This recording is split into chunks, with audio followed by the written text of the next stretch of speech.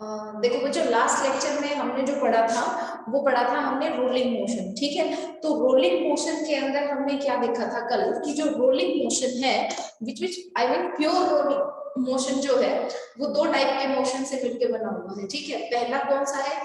Pure translational motion, और दूसरा क्या है? Rotational motion. ठीक है, तो जो रोलिंग मोशन को हमने कल क्या देखा था कि अगर कोई बॉडी रोल कर रही है विदाउट स्लाइडिंग को रोल कर रही है, यानी कि प्योर रोलिंग अगर वो कर रही है, तो हम क्या कहेंगे कि वो ऑब्जेक्ट उसके सेंटर ऑफ मास से जो एक्सिस पास हो रही है उस एक्सिस के अबाउट किसी एंगुलर वेलोसिटी से क्या कर रहा है? रोटेट कर रहा है। और उसका जो सेंटर ऑफ मास है वो जिस प्लेन में वो रोल कर रहा है उस प्लेन के अलोंग एक लीनियर वेलोसिटी से क्या कर रहा है? उसका सेंटर ऑफ मास आगे बढ़ रहा है, फॉरवर्ड डायरेक्शन में बढ़ रहा है। ठीक है, तो आज जो केस हम करेंगे वो क्या करेंगे, हमें मालूम है ratio of total kinetic energy, ठीक है, to translation kinetic energy for a ring. ठीक है, जो रिंग है फॉर अ रोलिंग रिंग, यहाँ पे फॉर अ रोलिंग रिंग, ये रिंग है जो रोल कर रही है, उस रिंग के लिए हमें उसकी टोटल काइनेटिक एनर्जी मतलब रोटेशन और ट्रांसलेशन की जो टोटल काइनेटिक एनर्जी है उसका रेशियो निकालना है। किसके साथ? उसकी ट्रांसलेशनल काइनेटिक एनर्जी के साथ उसका रेशियो निकालना है हमें। ठीक है, तो इसके लिए हमें क्या पता होना चाहिए कि जो रिंग है हमारे पास, से एक रिंग है हमारे पास और उस रिंग का मास कितना है हमारे पास? m। इस रिंग का क्या है? मास है। और सेंटर ऑफ मास, ये इसका मास है m, और ये इस प्लेन पे क्या कर रही है? रोटेट कर रही है। इसका सेंटर ऑफ मास किसी v वेलोसिटी से क्या कर रहा है? फॉरवर्ड डायरेक्शन में आगे जा रहा है। और ये रिंग इसके सेंटर ऑफ मास से जो ये एक्सिस जा रही है, ये एक्सिस जो आपकी साइड निकल के आएगी, इस एक्सिस के अबाउट किसी एंगुलर वेलोसिटी ओमेगा से क्या कर रही है? रोटेट कर रही है, जिसका मास कितना है? m है। और इस रिंग की रेडियस कितनी है? r है हमारे पास, कैपिटल R। ठीक है, तो अब हम क्या कहेंगे कि अगर हम कह रहे हैं कि जो रिंग है वो रोल कर रही है, तो इसका मतलब क्या है? इसका मतलब है when ring rolls on plane, जब किसी प्लेन में रिंग रोल कर रही होती है तो उसका मतलब है इट्स सेंटर ऑफ मास, कि इसका जो सेंटर ऑफ मास है मूव्स फॉरवर्ड अलोंग प्लेन, कि जिस प्लेन में वो मूव कर रही है उसी प्लेन में उसका सेंटर ऑफ मास चल रहा है विद वेलोसिटी vcm। ये हमने उसके सेंटर ऑफ मास की वेलोसिटी ले ली है, यानी कि इस रिंग के ऊपर जितने भी पॉइंट है वो सारे पॉइंट इस वेलोसिटी से आगे क्या कर रहे हैं? बढ़ रहे हैं, इस ट्रांसलेशनल वेलोसिटी से आगे चल रहे हैं। ठीक है, and ring rotates about an axis, और जो रिंग है वो रोटेट कर रही है अबाउट एन एक्सिस, एक एक्सिस के about through its centre of मास, जो इसके सेंटर ऑफ मास से जा रही है विद एंगुलर वेलोसिटी ओमेगा। ठीक है, बिल्कुल सिंपल सा क्वेश्चन है, कुछ डिफिकल्टी इसके अंदर नहीं है। तो जो रिंग की जो टोटल काइनेटिक एनर्जी है, तो पहले ये देखेंगे कि इस रिंग के पास दो तरीके की एनर्जी हो गई है। एक हो गई है kinetic energy of rotation motion, और एक हो गई है ट्रांसलेशनल मोशन, जिसको हमने लिखा है के ई ट्रांस, और एक को हमने लिखा है के ई रोट के साथ। ओके, तो as per formula of rotational kinetic energy half moment of inertia और एंगुलर वेलोसिटी का स्क्वायर। ठीक है, half ICM omega square, kinetic energy क्या होगा? Half m VCM square. ठीक है, जहां पे VCM क्या है? सेंटर ऑफ मास की वेलोसिटी है इसकी। ओके, आगे देखते हैं। तो टोटल काइनेटिक एनर्जी क्या बनेगी हमारी? टोटल काइनेटिक एनर्जी क्या होगी बच्चों? रोटेशनल काइनेटिक एनर्जी और ट्रांसलेशनल काइनेटिक एनर्जी का सम होगी हमारे पास, जो टोटल काइनेटिक एनर्जी होगी। ठीक है, तो ये हमने क्या लिख ली? टोटल काइनेटिक एनर्जी लिख ली। ठीक है, इसके बाद हम क्या कह रहे हैं कि भाई जब ये रिंग एक चक्कर पूरा लगा रही है, जब ये रिंग एक चक्कर पूरा लगा रही है, अब मान लीजिए ये पॉइंट टच में है, इसका ये वाला पॉइंट टच में है, जब ये पूरा एक चक्कर लगा के आएगी तो ये पॉइंट इस एक्सिस के अबाउट कितना घूम चुका है? ये बताइए, 360 डिग्री घूम चुका होगा ना। जब ये रिंग पूरा एक चक्कर लगा के वापस से इधर ग्राउंड को टच करेगी तो कोई भी पॉइंट ले लीजिए रिंग पे, वो कितना घूम जाएगा? 2 पाई 360 डिग्री टर्न कर चुका होगा। और जब रिंग एक कंप्लीट रेवोल्यूशन है तो वो कितना डिस्टेंस कवर कर चुकी होगी, ये कंप्लीट रेवोल्यूशन लेगी आगे जाके इधर, तो वो कितना डिस्टेंस कवर कर लेगी, अपनी सर्कमफ्रेंस जितना डिस्टेंस कवर कर लेगी। ठीक है, यानी कि हम क्या कहेंगे कि जब रिंग एक कंप्लीट रोटेशन लेगी तो उसका सेंटर ऑफ मास कितना डिस्टेंस आगे बढ़ जाएगा, उसकी सर्कमफ्रेंस के जितना आगे बढ़ जाएगा। ठीक है, और रिंग का हर एक पॉइंट कितने एंगल से रोटेट कर चुका होगा, 2 पाई 360 के एंगल से रोटेट कर चुका होगा।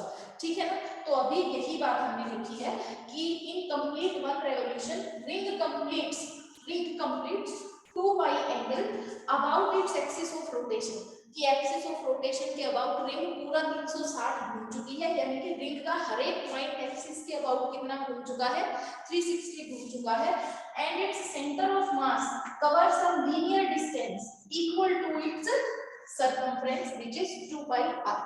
ठीक है, तो यहां से हम क्या कह सकते हैं कि जो टाइम पीरियड है, ठीक है, इसका सेंटर ऑफ मास ने 2 pi r डिस्टेंस कवर किया, कितनी वेलोसिटी से, vcm वेलोसिटी से, तो इसको कितना टाइम लगेगा, 2 pi r by vcm, और इतने ही टाइम में रिंग ने क्या किया, एक रेवोल्यूशन पूरा किया, तो एक रेवोल्यूशन पूरा करने का टाइम कितना हो जाएगा रिंग का, ओमेगा एंगुलर फ्रीक्वेंसी से 2 पाई बाय ओमेगा। ठीक है, ये रिलेशन हमारा कहां से आया है, ये वाला, हम टाइम पीरियड को क्या लिखते हैं, ओमेगा को हम क्या लिखते हैं, ओमेगा को लिखते हैं हम 2 पाई न्यू फ्रीक्वेंसी, और न्यू को हम क्या लिखते हैं 1 बाय टी टाइम पीरियड, तो यहां से आप T को क्या लिख सकते हैं 2 पाई बाय ओमेगा। तो जो एक कंप्लीट रेवोल्यूशन का जो टाइम है वो किसके बराबर है, उतने टाइम के बराबर है जितने में सेंटर ऑफ मास ने कितना डिस्टेंस कवर किया है, 2 पाई r डिस्टेंस कवर किया है, और किस वेलोसिटी से, vcm वेलोसिटी से कवर किया है। तो यहां से हमारे पास एक रिलेशन आ गया, जो रिलेशन क्या है बेटा हमारा, कि जो ओमेगा है वो किसके बराबर है, vcm बाय r के बराबर, जैसा कि हमने पहले भी कहा था कि ये किसकी कंडीशन है, प्योर रोलिंग की कंडीशन है, कि ओमेगा r किसके बराबर होगा, vcm सेंटर ऑफ मास की वेलोसिटी के बराबर होगा। ठीक है, यहां तक अगर किसी को कोई डाउट है तो हैंड रेज कीजिए। ओके, आगे चलते हैं, स्क्रीनशॉट ले लीजिए अगर आप लेना चाह रहे हैं तो।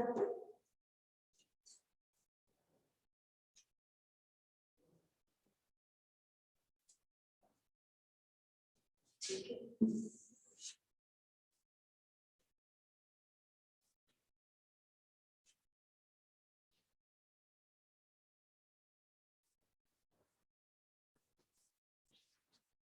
अब देखो बेटा, जो टोटल काइनेटिक एनर्जी थी हमारी के ई टोटल, ठीक है, वो क्या थी, वो थी के रोटेशनल प्लस के ट्रांसलेशनल, जो क्या था, half ICM omega square plus half m VCM square. ठीक है, यहाँ पे ओमेगा की जो वैल्यू आई थी हमारी, ओमेगा की वैल्यू क्या आई थी, अभी हमने पहले जस्ट इससे पहले रिलेशन में देखा था, VCM बाय R। ठीक है, तो ये टोटल हमारा क्या बन जाएगा, ये बन जाएगा 1/2 ICM VCM square by R का स्क्वायर, या इसका होल स्क्वायर कर दीजिए। ठीक है, होल स्क्वायर और प्लस में हाफ m VCM स्क्वायर। ठीक है, अब जो एक रिंग है उस रिंग का moment of inertia about an axis passing through its centre of mass, ठीक है, and perpendicular to its plane, वो क्या होगा, वो होगा ये mr²। ये हमें याद होना चाहिए कि रिंग का moment of inertia about an axis passing through its centre of मास क्या होगा, mr²। ठीक है, तो यहाँ पे ICM की वैल्यू हम क्या रख देंगे, mr² रखते हैं। ठीक है, तो यहाँ से आ जाएगा ये 1/2। ठीक है, और VCM स्क्वायर को आप कॉमन ले सकते हैं, VCM स्क्वायर को एक बार कॉमन ले लीजिए।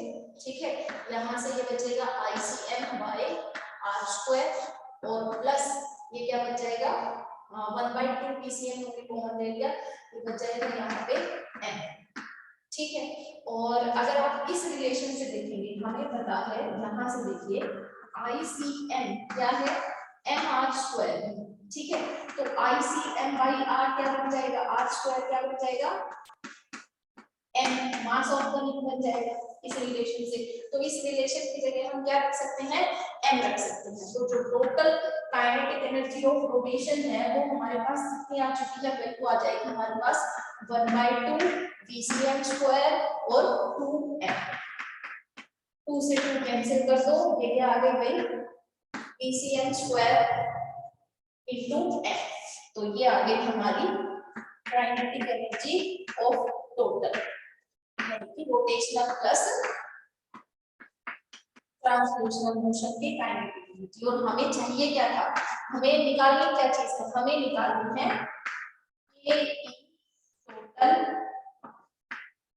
डिवाइडेड बाय के ट्रांसलेशनल, इनका रेशियो निकालना। ठीक है, क्या हो जाएगा, VCM square by m divided by rotation की कितनी है, सॉरी ट्रांसलेशन की कितनी है, 1/2 m VCM स्क्वायर। ठीक है, सोल्व करेंगे तो कितना आ जाएगा, 2 ठीक है, तो हमारे पास आंसर आ गया कि जो टोटल काइनेटिक एनर्जी है किसकी, रोलिंग ऑफ रिंग की, वो किसके बराबर है, double the kinetic energy of translation, double the kinetic energy of translation, इसके बराबर। ये हमारा रिक्वायर्ड आंसर है, किसके लिए, रोलिंग रिंग के लिए आ गया। ठीक है, कि रोलिंग रिंग की जो ट्रांसलेशनल काइनेटिक एनर्जी है वो उसकी टोटल काइनेटिक एनर्जी के किसके बराबर है, हाफ के बराबर है, या इसकी total kinetic energy translational energy के क्या है, डबल के बराबर है। ये हम कह सकते हैं ट्रांसलेशनल एनर्जी के डबल के बराबर है। ये किसके लिए आया है, रिंग के लिए आया है। ओके, एक बार इसका स्क्रीनशॉट लीजिए।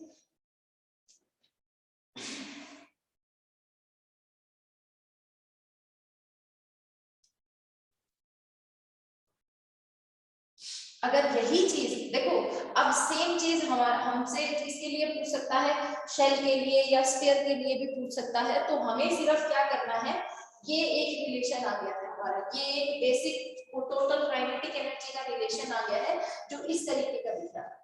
ठीक है, अब अगर हमसे पूछ लेता कि आप एक स्फेरिकल शेल के लिए बताइए, ठीक है, स्फेरिकल शेल के लिए आप बताइए कि उसकी टोटल काइनेटिक एनर्जी और ट्रांसलेशनल काइनेटिक एनर्जी का रेशियो क्या होगा। तो हमें सिर्फ क्या करना था, यहाँ पे सेंटर ऑफ मास की जगह किसकी, sorry I centre of mass, moment of inertia about centre of मास की जगह क्या रखना था कि स्फेरिकल शेल का मोमेंट ऑफ इनर्शिया एक एक्सिस के अबाउट जो उसके सेंटर ऑफ मास से होकर गुजर रही है क्या होता है, हमें वो वैल्यू वहां पे रखनी थी बस।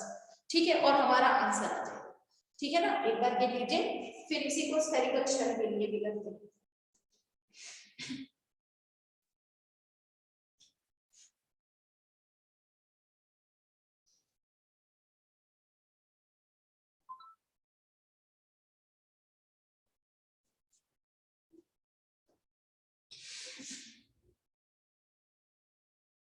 तो अगर आपसे पूछ लिया जाए कि स्फेरिकल शेल के लिए क्या होगा, तो यहां से मैं इरेज कर रही हूं इसको,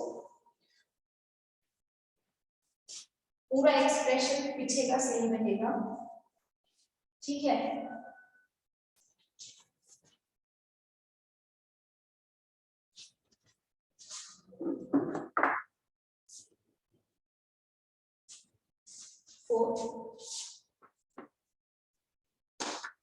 स्फेरिकल शेल, स्फेरिकल शेल।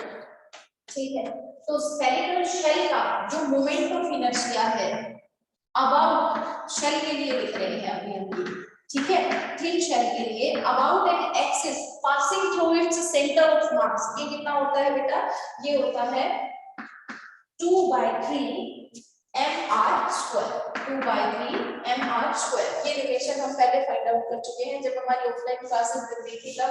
तो यहाँ से ICM/R की वैल्यू आपके पास कितनी आ गई, ये वैल्यू आ गई आपके पास ICM थिन स्फेरिकल शेल के लिए डिवाइडेड बाय r² आप करेंगे तो ये आ गया 2/3। तो स्फेरिकल शेल के लिए टोटल काइनेटिक एनर्जी कितनी आ गई आपको, रोलिंग के लिए कितनी आ गई, 1/2 BCM स्क्वायर, ये कितना आ गया 2/3m प्लस m, कितना आ जाएगा भैया 5/3, ठीक है। और ये 5/3 आएगा, ये तो यहाँ पे है, ये 5/6m BCM स्क्वायर, ठीक है। ये आ गई टोटल। और अगर रेशियो निकालोगे तो अब इनका रेशियो आप निकाल सकते हो। ट्रांसलेशनल एनर्जी कितनी होगी, हाफ एम स्क्वायर होगी BCM स्क्वायर। ये किसके लिए आ गई, शेल के लिए आ गई। अगर आप दोनों का रेशियो निकालना चाहोगे यहाँ पे के ट्रांसलेशनल बाय के रोटेशन, टोटल का वो ट्रांसलेशन का लेना है ना, के ट्रांसलेशन।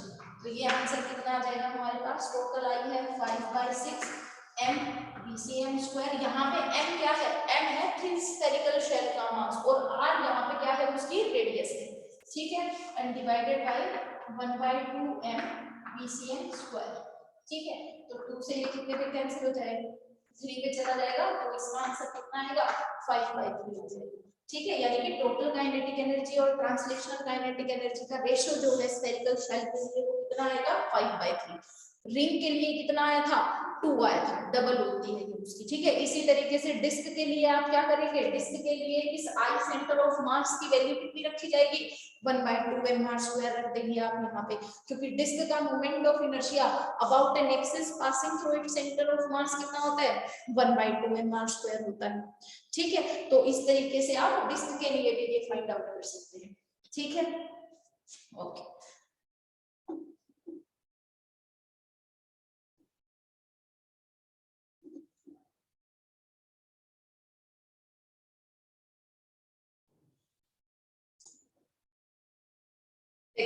तो हम करेंगे velocity of a body rolling down from an inclined plane, ठीक है।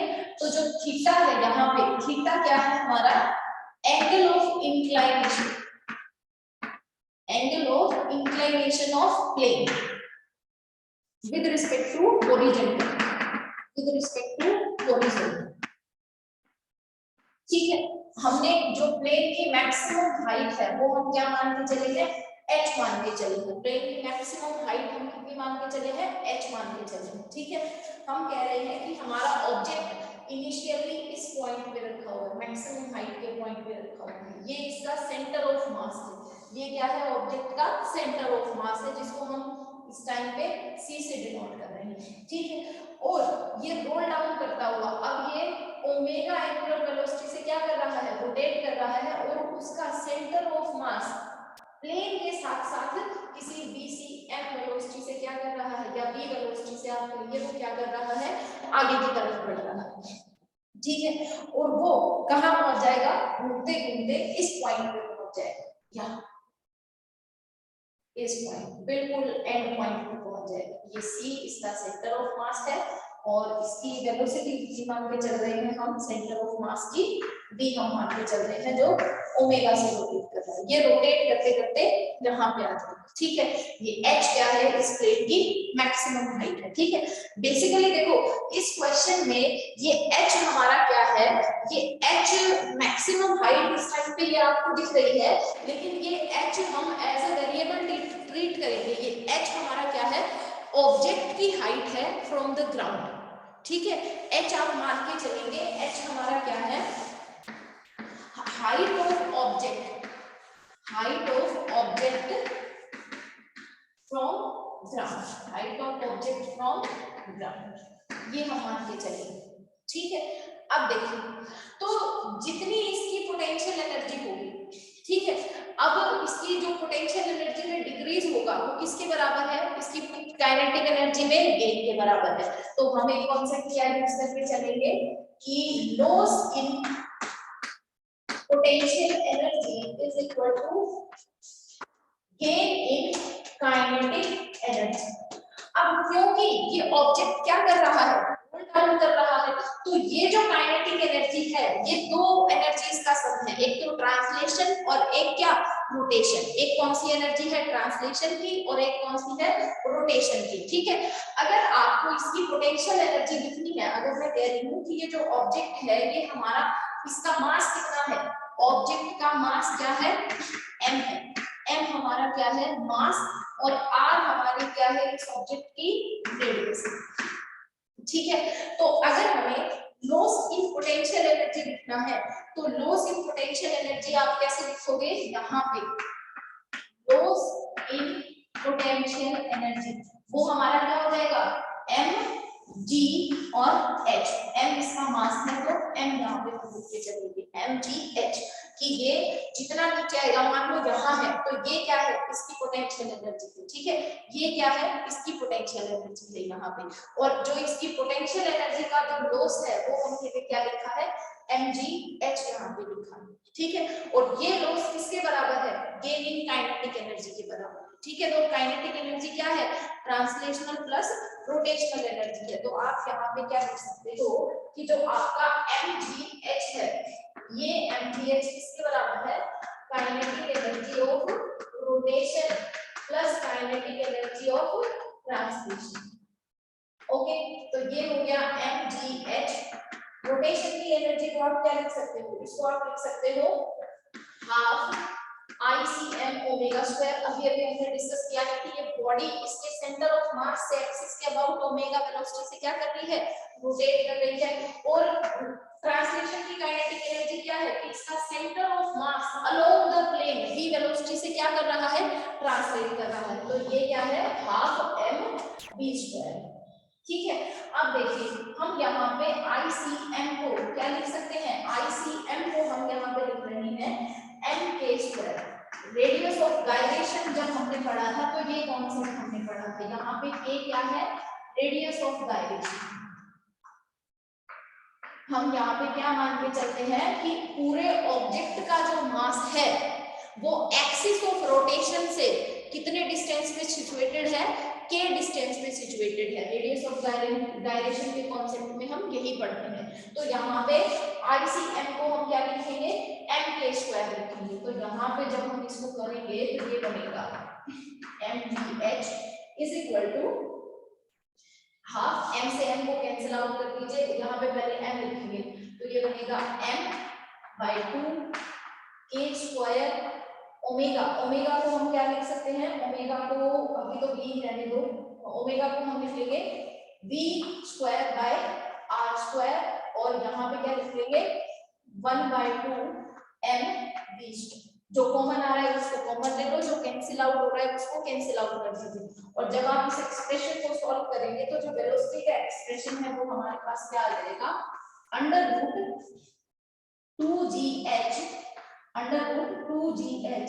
Divided by 1 plus k square by r square.